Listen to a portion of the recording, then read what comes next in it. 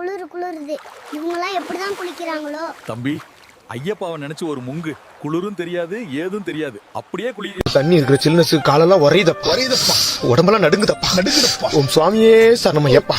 ஐயோ, நான்லாம் 12 மணி வரை தூங்குறவன். என்னைய காலங்காத்தால எழுப்பிட்டு வந்து இப்படி பச்சை தண்ணியில குளிக்க சொல்றாங்க. பூஜைக்கு டைம் ஆகுது, சீக்கிரமா தண்ணியில முங்கு சாமி. நான் முங்கு சாமி இல்ல கன்னி சாமி. டேய் குட்டி குஞ்சா, எங்கடா இவ்வளவு வேகமா போயிட்டு இருக்க? இங்க வா. சபரிமலைக்கு மாலை போட்டிருக்கேன், இப்படிலாம் கூப்பிட கூடாது. வாங்க சாமி, போங்க சாமி, அப்படிதான் பேசணுங்க சாமி. அப்படிங்களா சாமி? சரிங்க சாமி. சாமியே சரணம். ஐயப்பா, சுவாமியே சரணம். ஐயப்பா, ஐயப்பாக்காக மாலை போட்டதுல இருந்து டெய்லி 2 வேளை குளிக்கிற, நான்வெஜ் தொடுறதே இல்ல. கோவில்ல தான் தூங்குறேன், சுத்த பத்தமா இருக்கேன். ஐயப்பா, கொஞ்சம் பார்த்து கருணை காட்டுங்க.